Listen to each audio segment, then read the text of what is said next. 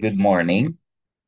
Today I'm going to share with you a very short lecture based on a set of slides which I believe your teachers have already shared with you. Let's begin the lesson by asking the question, who am I? Sino tayo as a people? So this question, ladies and gentlemen, would lead us to the process called introspection. What is introspection? Introspection is defined by Britannica Dictionary as the careful examination of one's own behavior and beliefs to see whether they are good or bad. So the purpose of introspection is to see if our practices, our behavior, and what we believe in, the philosophies that we believe in, or the things that we practice are good or bad. And it would lead us, of course, to do away with the bad things that we do or believe in and continue observing or practicing the things which are good or would lead to the common good. What are the reasons for self examination? Why is there a need for us to examine ourselves? Socrates, which, according to many scholars, is thought to be the most famous philosopher of all time, said it is important to know oneself and expose the self to the light because knowing oneself is the key to happiness. Ibig sabihin, hindi mo matatagpuan kung ano yung kaligayahan. You won't know true happiness unless you know yourself, you know what you want, you know where you are heading to. And Socrates further said, and an examined life is not worth living. Kapag ang buhay mo medyo walang direksyon, you are not able to examine yourself and know what you want in life, know what you believe in, then according to him, it is not worth. Another ancient philosopher, Plato, said, true knowledge of the self can be attained by suppressing the desires of the body and focus more with introspection. Ibig sabihin, wisdom would only come if we look into ourselves, study ourselves, and focus more on the positive things in life, do away with the bad things, the bad practices, the bad philosophies, bad principles, and focus more on positive values. Saint Augustine once said, to understand ourselves better, we need to establish an awareness and eventually a stable relationship with God by being virtuous, by continuously checking and validating the truth about ourselves. We will be able to find the best. Because, sometimes we would say that, ay, tama na itong ginagawa ko. I believe, tama ito compared with what others believe in. Siguro mas mabuti akong tao. But, constant checking the things that we believe in, makikita natin siguro merong mali. Like recently, we were shown, footages of an interview of a rich couple who were working as they were businessmen. They were a couple, and they're serving as contractors to government projects. And they were showing to the journalists who were interviewing them the many luxury cars that they had. You know, ang dalawang journalists were justifying what they did. Sabi nila, we interviewed it for the sake of public awareness. Kasi they're very well known. So we thought that the people might be interested in knowing about their lifestyle kasi ang buhay nila is from rags to riches. So siguro ang buhay nila makapagbigay ng um, some sort of inspiration to people who are watching the interview. But upon checking, the interview, ang daming nag-react. Bakit? katatapos lang ng bagyo, katatapos lang ang daming calamities na dumaan sa atin. And yung tawag nito, yung capacity na maraming tao to deal with the difficulties brought about by the calamities were tested. Ang daming tao naghirap, ang daming taong tawag nito nagdusa because of these calamities. And here are these people displaying wealth. There's nothing wrong with that. Pero you display wealth in the midst of all people who are suffering in poverty. Anong ibig sabihin yan? What does that say about you? It reveals about how insensitive you are. Kontento ka pa ba? Happy ka pa mag-display ng yaman mo in the midst of all of these people suffering. At ngayon pa talaga na mga calamities brought floods to a lot of people. And we know that these contractors are partly to be blamed for the floods na nag-apekto sa taong bayan. Why? Because of the many flood control projects that were not functioning well. Ayun, kung titingnan mo sa malalimang pagtingin, there's something wrong with what they did. And you cannot see the wrong things that they did without introspection. Saint Augustine further said that introspection would answer who we are and what is our role in society. Thomas Aquinas, another philosopher, however, he came later than the first three. He said to understand ourselves better, we should keep answering questions that comes from inside of ourselves. Ano yung mga questions that come from inside ourselves? That come, mali ang grammar. It helps us to become more aware of understanding ourselves with our perception of reality, drawing conclusions and to other things. And what other things or what other things that define us? Correct this.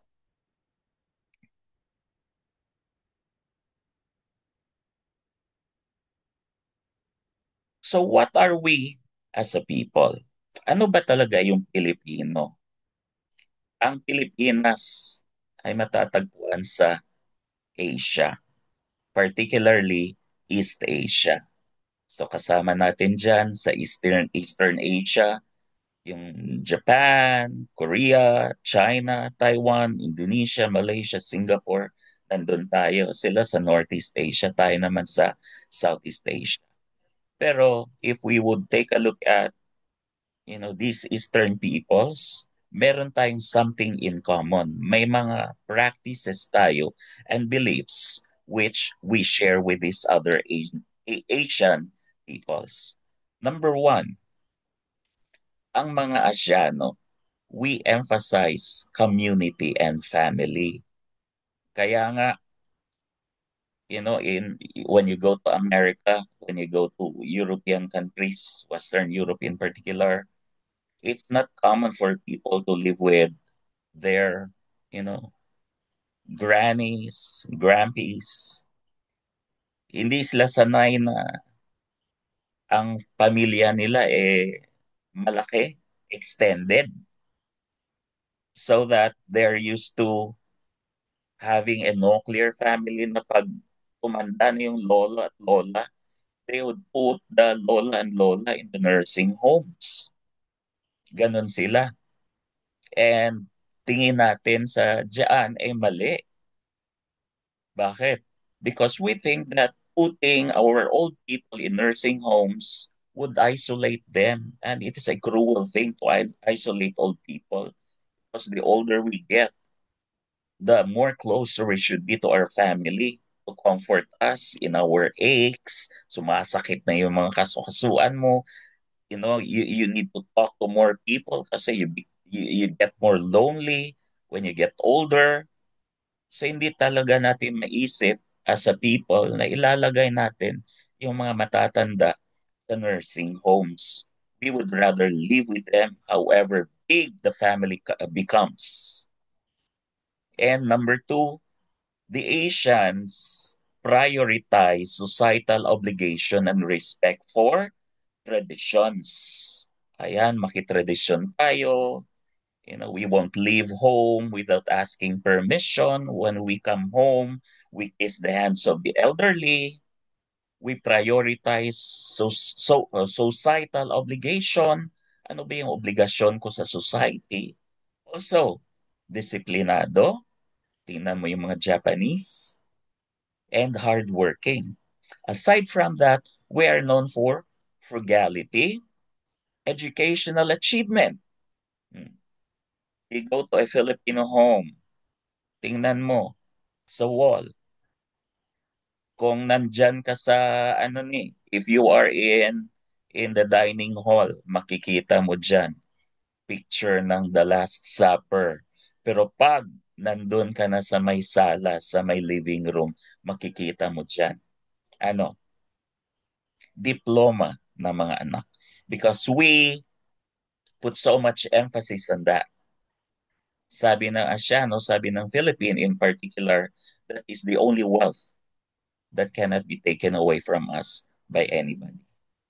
And also, the Asian believes in balancing individual and societal needs and deference to authority. Ibig sabihin, kung may taong we view as an authority, like mga opisyal natin, talagang ginagalang natin.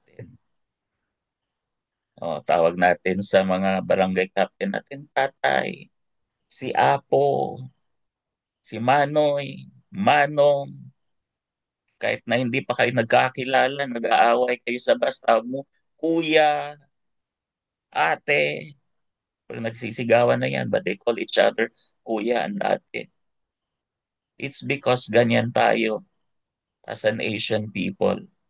Meron tayong paggalang sa authority. And sa Pilipinas, tingin naman natin ang symbol ng authority is age. Kaya if you have gray hair or more wrinkled skin, mas ginagalang ka sa Pilipinas. However, maganda naman itong mga bagay na ito by themselves. Pero meron din mga negative na bagay that can come out of this. Many people can fall victims to cultural relativism. Ano ba itong cultural relativism? It is the position that there is no universal standard to measure cultures by, and that all cultural values and beliefs, religious, political, and legal practices included, must be understood relative to their cultural context and not just or not judged based on outside norms and values. There was a time when the world was so American centric or Eurocentric. Ibig sabihin, we always look to the Americans and the Europeans to set the trend for us. Tapos we follow them. Because sabi nila, center daw of civilization ang Europe tsaka yung Amerika. However, after that,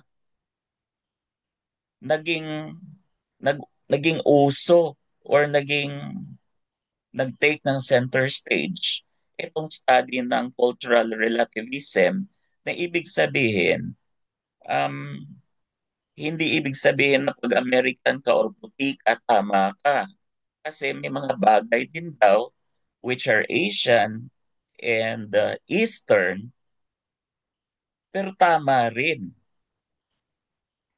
kailangan walang hindi mo sasabihin na ang standard natin for what is civilized is yung standard ng mga puti. Kasi pwede ring maging standard, maging tama ang Asian. Pero ladies and gentlemen, there is something wrong with cultural relativism. It is premised on the idea that all cultures are equally valid and that standards of evaluation are internal to traditions. So ano ang mali dyan? Kung cultural relativism would lead to, you know, us appealing to other peoples in the world to respect us for who we are as a people. Anong mali dyan? Marami. Halimbawa, ang Pilipino makitradisyon. But ladies and gentlemen, there are traditions which are harmful. Halimbawa, in certain villages, far-flung villages in the family, hindi nila alam yung konsepto ng justice na yung may rule of law, merong tawag nito paggalang sa gobyerno, hustisya na nagbabase sa judicial system, sa laws. May mga villages na ang kanilang idea ng justice is pinatay mo yung kamag-anak ko, papatayin din kita. And then your family will also get even with my family. And then ang natira sa amin will get even with whoever killed one member of the family hanggang sa maubos ang buong tribo. There's something wrong with that. That is wrong. In some portions of Africa, women are being mutilated. Ito yung tinatawag nila na female genital mutilation. In many societies in the old world, women are considered dirty. In order for women not to act dirty, kailangan putulin kung anumang parte ng katawan ng babae which cause them to do dirty things. Ginagawa nila, sinicircumcise yung babae. You know what happens? A lot of women die in the process, either due to shock or due to infection. Ayan, kung pagbabasehan lang natin ang cultural relativism, we can say that female genital mutilation has its purposes. Pero, yeah, tradition siya. We would insist to the Americans and the Europeans to respect that tradition, but in reality, it is not a good tradition because it degrades women. It leads to the murder of many women. Isa pa, Eastern society emphasizes community and family to the point that it hurts. Bigay ka ng bigay ng bigay ng bigay sa pamilya mo hanggang sa naibigay mo na lahat and you have nothing more left for yourself. Ayan. To the point that it hurts. Yeah, we should take care of our family. Yeah, we should take care of old people. Pero huwag namang yung ipinanganak ka ng nanay mo at tatay mo para there would be somebody to take care of them when they get old. Di naman ganun. Children are not insurance policies. Ang sakit naman sabihin na pinanganak lang tayo ng nanay at tatay natin so that somebody will take care of them when they get old. So nakalimutan na natin ating mga sarili. We are now living for our family. We become robots to what our family would want us to be. Patriarchy, societal organization marked with supremacy of the father. Ayan, Pilipinas, sinasabi na tatay ay haligi ng tahanan. To the point na kahit ang tatay nananakit, naninipa, we keep quiet. The woman should be dependent on the husband to the point na sinisipa na siya ng husband niya, smile pa rin kasi ang tatay is the haligi ng tahanan. That is inherently wrong. Kung basihan lang natin yung basihan lang natin yung rule of law, basihan lang natin yung concept ng equality. Kailangan wala tayong tinitingnan na gender. Lalaki o babae, they should be treated alike. Isa pa, may difference tayo to authority. What do you mean by that? Saludo tayo sa forms of authority, sa mga persons in authority. Sometimes it leads to blind allegiance to authority to the point na kahit yung mga official natin nagnanakaw sa bayan, boto pa rin tayo ng boto, palakpakan pa rin tayo ng palakpakan. Kahit na yung leader natin would say, kill, patayin mo yung mga drug addict na yan, patayin yan. Palakpakan pa rin tayo. They would tell us rape jokes, palakpakan tayo. That's wrong. Very, very wrong. Many of our traditions run into conflict with generally accepted international norms. Halimbawa ng mga international norms na generally accepted, honesty and transparency. Kung masyado kang loyal to authority, paano mo ma-practice ang honesty and transparency? Hindi ko siya isusumbong kasi kapamilya ko siya. Hindi ko siya isusumbong kasi si Tatay Digong siya. Hindi siya hindi siya iimbestigahan dahil we respect him. That's wrong. Human rights, rule of law, tolerance, freedom, decency. Palakpakan tayo every time he says, ina, because he is the president. That is inherently wrong because it goes against the generally accepted norm of decency. Ladies and gentlemen, ano dapat ang sundin? Eto, ideals of pagka maka-Diyos, pagka makatao, pagka makabayan, pagka makakalikasan.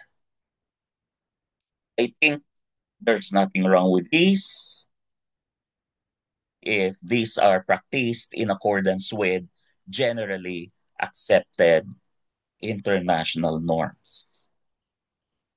Pagka maka-Diyos, for example, you cannot say that you respect God if you do not respect other people. You cannot say that you respect God if you're stealing from the country. You cannot say that you love God if you're depriving people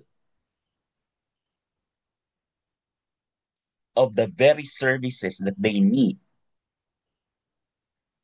Kontraktor ka, kumuha ka lang ng pera, bilyon-bilyon, tapos iniwan mo ang project mo, substandard. How can you say that you love God when you cannot even see people whom you cannot even love people whom you can see? How can you love God whom you cannot see? Pagka makatao, pagka makakalikasan, pagka makabayan. Pagka makabayan, I'm willing to die for my country. Woo! Inutusan ka lang na nanay mo magugas ng pinggan. Nagdadabog ka na. Willing to die for the country pa. What should we do? Anong pinaka-basic things that we do? We should do. Number one, question authority. Question, bakit ba bag-ulan yung karsada nga ini? Ginguba naman? Saan napupunta ang budget? Bakit substandard ito? Seek knowledge. Do introspection. Separate the good from the bad. Stick to what is good. And then walk the talk. Practice what you preach. Di puro dada. Ladies and gentlemen, I would like to end this very short lecture. I hope you were able to learn something good. Again, good morning.